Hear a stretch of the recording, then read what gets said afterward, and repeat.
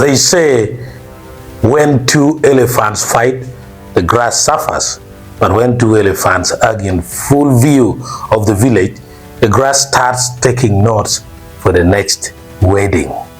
It happened at a leader's retreat in Changwanzi. Norbert Mao, the man who wears wisdom like an agbada and political survival like flip-flops in rain, walked into the same room as Speaker Anita and Minister Alur neck under 10. Mao greeted them all, they rose, they shook hands, not the dry enemy handshake, but the kind you see at a family Thanksgiving. Then Anita hugged Mao, and for 1 second, just 1 second, it looked like the beginning of a Nollywood plot twist titled The Bedroom Lease Renewal.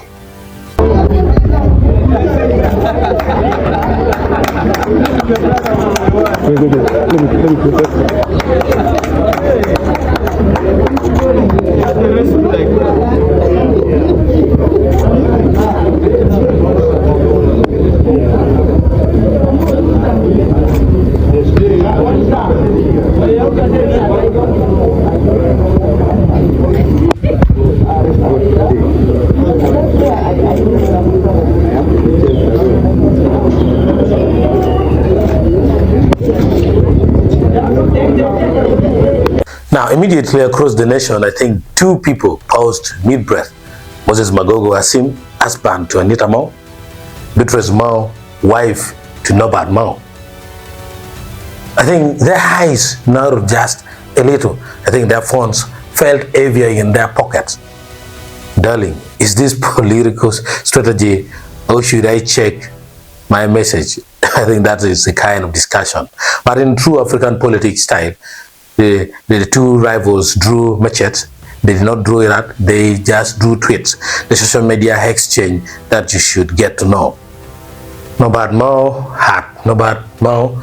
when outgoing Speaker Anita Mao returned to the retreat after the funeral of our mother-in-law, civility demanded that I greet her and condole with her. We can't disagree without being disagreeable. Politics should be a competition to serve, not a fight to the death. That's what Norbert Mao tweeted. Anita Mao said, I'm really happy to be back with my colleagues at NRM Leaders Retreat after taking some time off following the loss of our beloved mom. My brother Norbert Mao was wonderfully supportive with a warm welcome. I'm excited about the great conversations and connections we will share ahead. My brother, in Uganda politics, my brother can mean blood, or it can mean I saw your knife, but I am smiling for the cameras.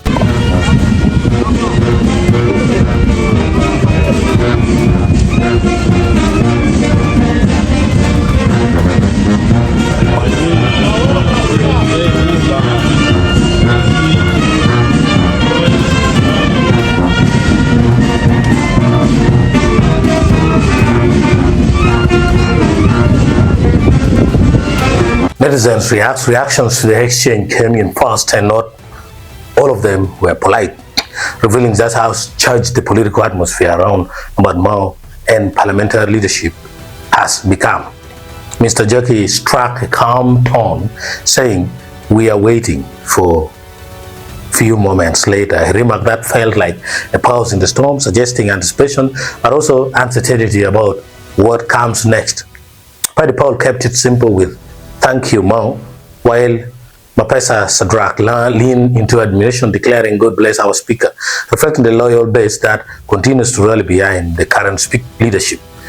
But others pushed for strong action. Irene Wamasa bluntly argued that Mao has to create peace by force, a controversial stance that hints at growing importance among the public. People want results, even if it means tough measures. Defiant, Matt's comment that merit as a secret sounded like a subtle warning. Performances, not premises, will ultimately judge leaders. Jerky anti-boss didn't hold back, joking that it gets harder by the day to defend the Minister of Justice, followed by a sarcastic outgoing speaker. The hammer carried a sharp edge, reflecting skepticism and political fatigue creeping into public discourse. On the other hand, among style struck a awful note, praising and expressing belief in leadership that can restore order and respect in parliament. A reminder that some still see a path toward unity and removing a monk. Richard Job Matwa MJR offered a more strategic take, advising a simple public meeting and taking a photo with Mao as a way to de-escalate tension. It's a classic political move showing how optics can sometimes matter as much as policy. Brown Paul Mutasasari echoed a softer tone, suggesting Mao acts with a good heart, subtly encouraging others to adopt a less confrontational approach. Daniel Lutaya called it mature politics, projecting optimism that cooperation could define the future, though that view seems to compete with louder, more critical voices. Then came Dennis Ochaya, doctor, who cut through the niches with a pointed critique, questioning the sincerity of the welcome and warning that the tables will turn. His comment captures a deeper truth in politics. Today's power dynamics are never permanent. Overall, the reactions point a divided picture. Some Ugandans are calling for unity and civility, while others are openly frustrated, using sarcasm, advice, and criticism to express doubt. It's less a conversation and more a reflection of a country watching closely and judging every move. In the village, when two people who fought over a goat yesterday share a cup of milk today, don't ask who won. Ask who is cooking the goat tomorrow.